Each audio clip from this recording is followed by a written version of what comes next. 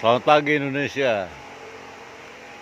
Ya, jumpa lagi Yoyo Budiman, Indonesia Bambu Channel. Ya, Bambu Channel Indonesia ini kita membahas segala sesuatu tentang bambu. Ya, kali ini saya akan memperkenalkan sesuatu yang agak beda dari biasanya. Dan ini sangat jarang ditemukan. Ya, namanya tikus bambu atau bambu red.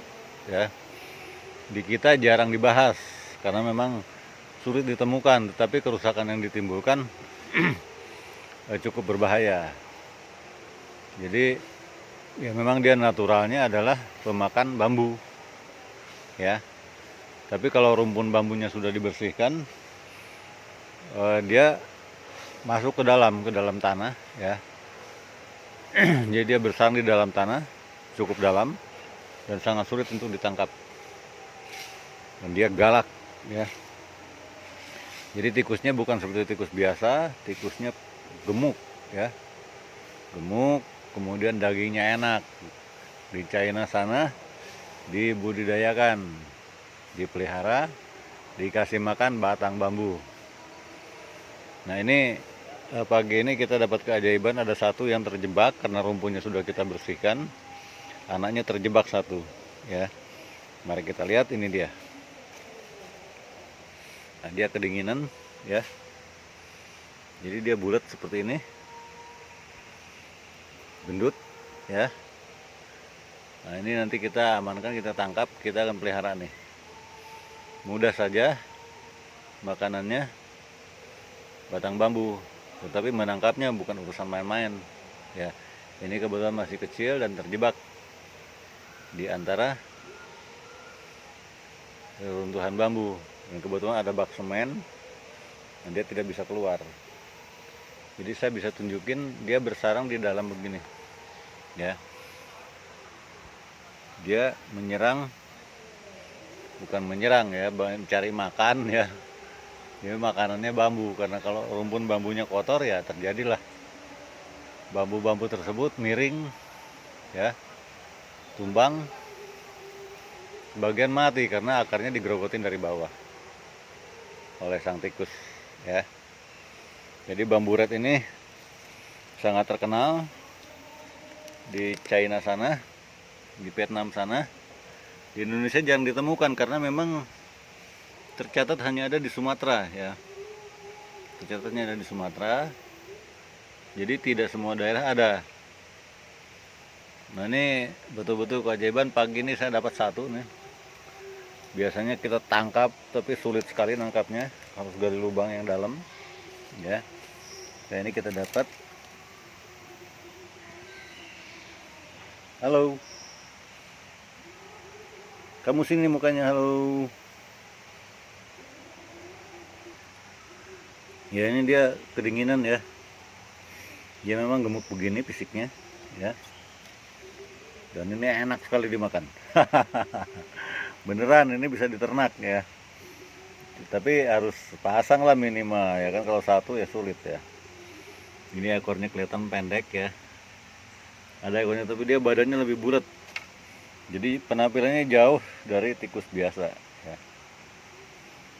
Nah, ini kita sedang cari kandang, kita coba akalin, kita tangkap, ya.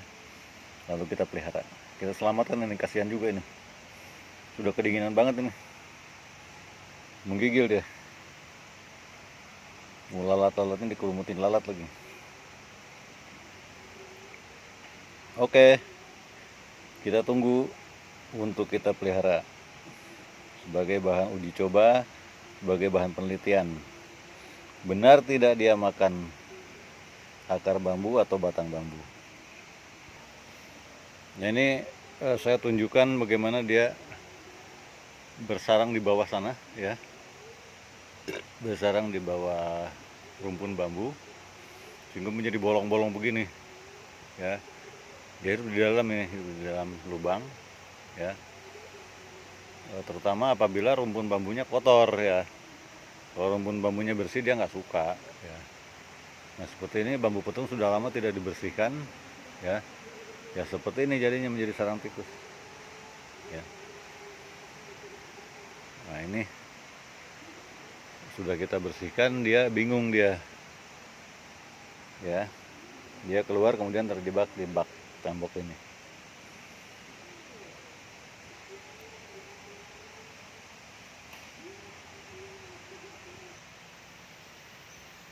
Dia di Sumatera Utara ini dipanggil pedi, ya, pedi, tikus bambu atau bambu red. Nah, ini pada tanaman yang diserang, ya, ini saya tunjukin kembali.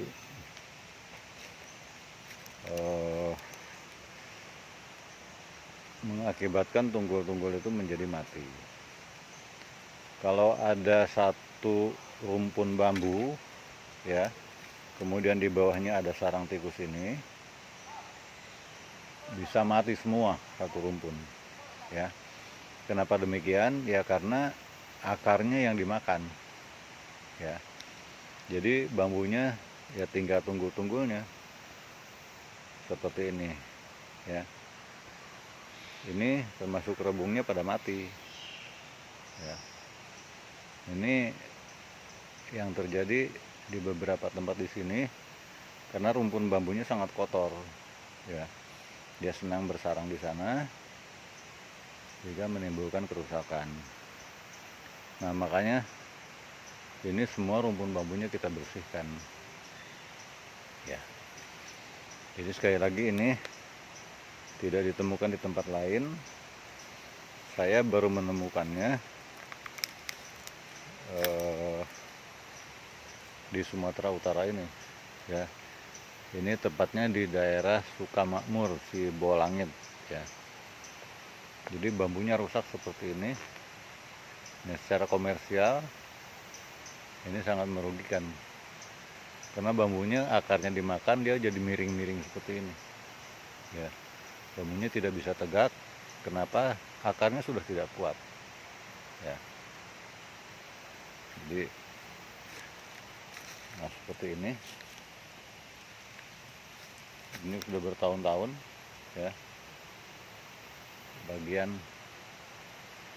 akarnya rusak dimakan tikus, kemudian bambunya jadi miring-miring. Ini kita lihat di tempat yang lain. Nah, ini sama, ini bambu petung, ya.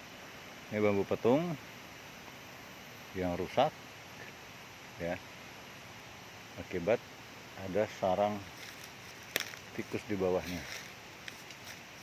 Nah, seperti ini.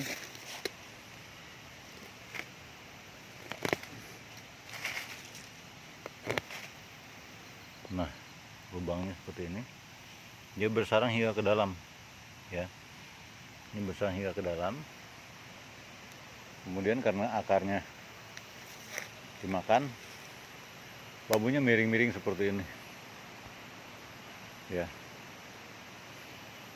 Jadi ini miring jauh, tidak bisa tegak karena di bawahnya sudah tidak kokoh.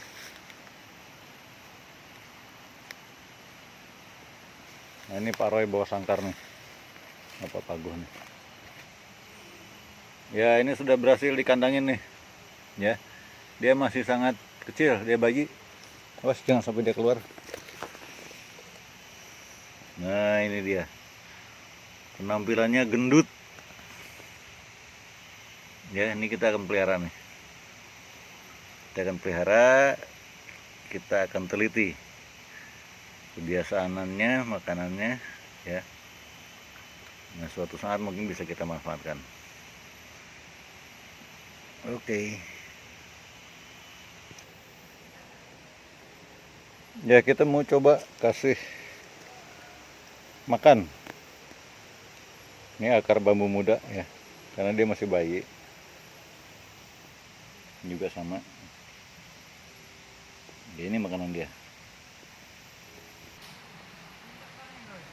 Ya, sekarang sudah bisa dilihat lebih jelas, ya.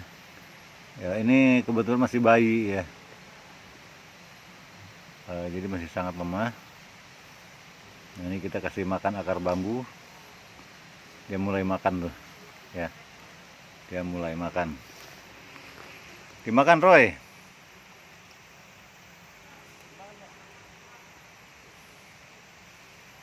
Ya dia memang beginilah, akar bambu muda santapan enak buat dia. Nah ini kalau di bawah tanah akar bambu digerogotin dia ya habis ya.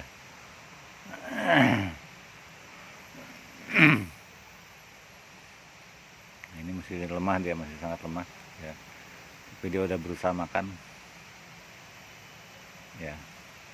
Jadi kalau sudah tua ya batang bambunya kita potong, dimasukkan ke dalam ininya, dia makan ya.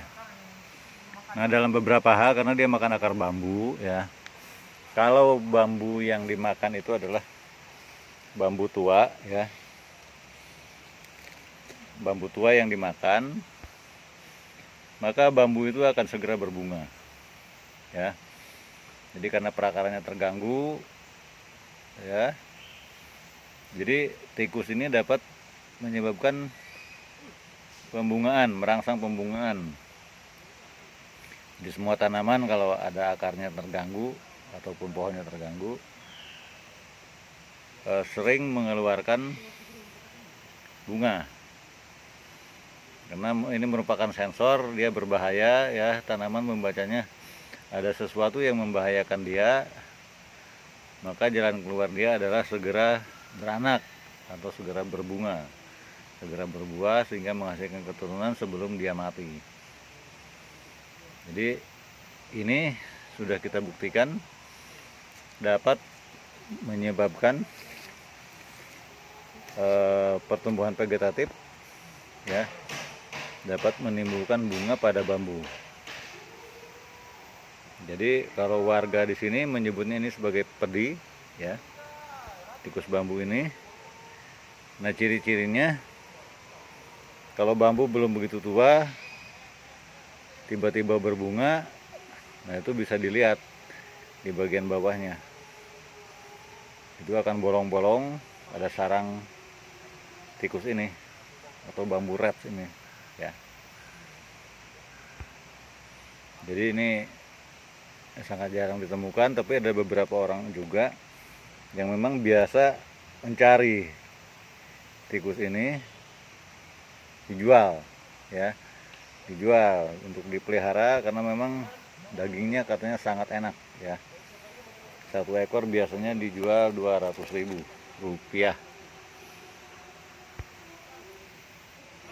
Ini kita lihat wajahnya ya. Ya ini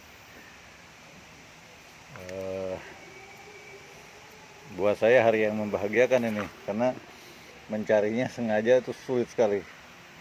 Dan hari ini kebetulan kita dapat satu ekor. Mudah-mudahan bisa dipelihara hingga dia hidup. Memang bentuknya menggemaskan, lucu ya. Tapi jangan salah, ini sangat galak ya. Kalau tangan kita digigit dia habiskin, putus ini. Ya. Ini juga kandangnya masih sementara ya. Nanti kita pindahkan ke tempat yang lebih aman. Oke, sementara untuk pengenalan itulah dia ya. Pagi ini kita temukan, kita dapatkan satu bayi dari tikus bambu atau bambu rat. Ini ukurannya lebih dari sejengkal, badannya saja sejengkal ya. Dia mulai gigit, mulai makan ya. Nah, jadi memang dia makanannya akar bambu, rebung bambu dimakan dia juga. Kalau dia sudah tua ya batangnya dimakan. Jadi pelihara bambu rat ini atau tikus bambu ini mudah saja. Makanannya adalah bambu. Tetapi dia nokturnal ya. Dia bersifat aktif pada malam hari dan dia tidak kuat pada siang hari. Nah ini dia tidak bisa membuka matanya karena cahayanya silau ya. Jadi kalau kita pelihara ini, taruh aja dalam drum, dikasih lubang udara. Jadi dia lebih betah dalam kondisi gelap. Dia bersifat nokturnal, aktif pada malam hari. Wah, jatuh dia. Bentar. Kamu ambil itunya, kok sampai jatuh ini.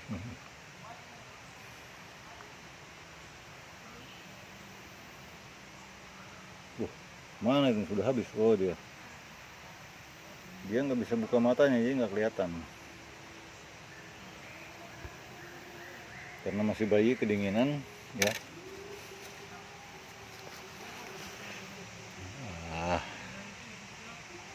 Ini cukup, kalau dipelihara ini bagus, ini menggemaskan, cuma dia galak ya, galak. Gigitannya, maksudnya gigitannya sangat berbahaya untuk tangan kita ya. Maklum dia benar-benar liar ya, benar-benar liar. Jadi sesuatu yang liar jangan main-main ya, galaknya minta ampun ya. Dia makan lagi ya, mulai makan. Kita amati cara dia makan. Wah, sedap ini sarapan pagi nih. Sarapan pagi, mie bambu. Waduh, dia lapar.